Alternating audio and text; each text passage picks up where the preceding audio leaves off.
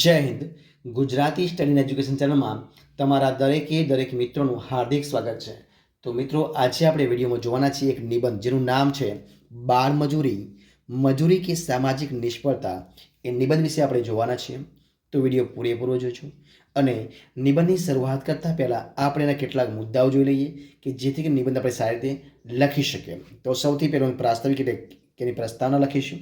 ત્યારબાદ બાળ મજૂરી સામાજિક દૂષણ છે એના વિશે આપણે લખવાનો પ્રયત્ન કરીશું.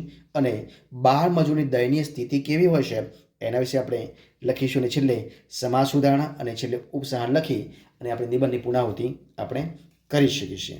ત્યારબાદ જોઈએ આપણે નિબંધની શરૂઆત કરીએ છીએ. તો જુઓ કે બાળ મજૂરી એ ગુનાનું ગંભીર સ્વરૂપ છે જેમાં બાળકોએ મજૂરીથી કે બળમજૂરીથી ખૂબ નાની ઉંમરે કામ કરવું પડે છે. ઘરની પુખ્ત વયની વ્યક્તિની માફક જવાબદારીઓ નિભાવવી પડે છે. બાળમજૂરી કોઈ પણ સભ્યતા માટે નિષ્ફળતા છે. બાળમજૂરીની સંવેદના અવ્યક્ત છે કે જેને આપણે વ્યક્ત ન કરી શકીએ. વિશ્વમાં ઓછા વત્તા અંશે આ સમસ્યા બધે જ છે. આ પ્રશ્નની ગંભીરતા જોઈને તેના માટે કાયદા પણ બન્યા છે. 15 વર્ષથી નીચેની ઉંમરના બાળકો પાસે મજૂરી કરાવવી એ ગુનો છે. આ મજૂરી તેનું બાળપણ, શિક્ષણ, શારીરિક, માનસિક અને સામાજિક કુશળતા છીનવી લેશે. સમાજના કલંકરૂપ બાળમજૂરીની સમસ્યા મોટે ભાગે વિકાસશીલ અને ગરીબ રાષ્ટ્રોમાં જોવા મળે છે. બાળમજૂરીનું કારણ ગરીબી છે, જેમાં ગરીબ પરિવાર પોતાના બાળકોને રોજીરોટી માટે કામ પર મોકલે છે. પરંતુ આ મુદ્દો સંવેદનશીલ અને ગંભીર ત્યારે બને છે જ્યારે શિક્ષિત લોકો પોતાના ઘરે કે ઓફિસમાં આવા બાળકોને કામ પર રાખે છે. વારંવાર સમાચારોમાં ઘરરાટી તરીકે કામ કરતા બાળકો પર અત્યાચારના કિસ્સાઓ સામે આવતા હોય છે. કોઈપણ સમસ્યાને નાબૂદ કરવા તેના મૂળ સુધી જવું જરૂરી છે. ભારતના ઘણા બાળકો બાળમજૂરીમાં જોડાયેલા છે. ભારતમાં જોવા મળતી બાળમજૂરીના અનેક કારણો છે.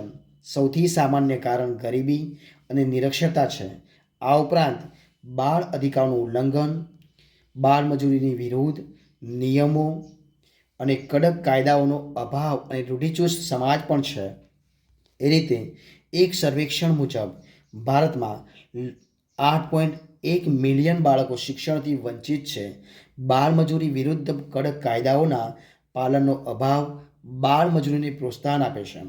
બાળમજૂર સસ્તે ભાવે મળે છે એ પણ એક કારણ છે.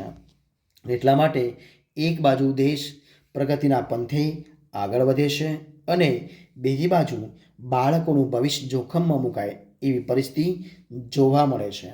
એક જાગૃત નાગરિક આ સહન ન કરી શકે. બાળમજૂરી ગરીબોની મજૂરી છે તો શિક્ષિત અને ધનિકોની નિષ્ફળતા પણ છે. આ સામાજિક દૂષણનો નાશ કરવા અને બાળકોના ભવિષ્યને બચાવવા દરેક દેશે તાત્કાલિક અને નક્કર પગલાં લેવા જરૂરી છે. દરેક માતા પિતાએ પોતાના બાળકને પ્રાથમિક શિક્ષણ મળે તેની તકેદારી રાખવી જોઈએ.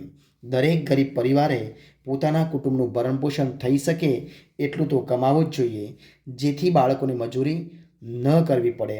આમાં કુટુંબ નિયોજન મહત્ત્વનો ભાગ ભજવે છે. શાળાઓએ પણ આ કાર્યમાં પોતાનું યોગદાન આપવું જોઈએ. બાળમજૂરી એ બાળકના બાળપણને છીનવી લેતો સંવેદનશીલ મુદ્દો છે.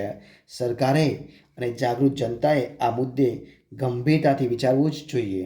બાળકોને પોતાનું બાળપણ જીવવાનો અને શિક્ષણ મેળવવાનો મૂળભૂત અધિકાર છે. એ છીનવી આપણે બાળકોને જ નહીં પણ દેશના ભવિષ્યને જોખમમાં મૂકીએ છીએ.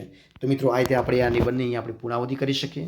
અને જો તમને મારો વિડીયો ગમ્યો હોય, પસંદ આવ્યો હોય, યુઝફુલ લાગ્યો હોય તો એને લાઇક કરો, કોમેન્ટ કરો, તમારા મિત્રોને વિડીયો શેર કરો અને છેલ્લે ચેનલમાં નવા હોય, ચેનલ સબસ્ક્રાઈબ ન કરી હોય તો Gujarati study education channel subscribe કરવા માટે વિનંતી છે. આપણે ફરીથી મળીશું એક નવા વિડીયો સાથે, નવા ટોપિક સાથે. ત્યાં સુધી બની રહો.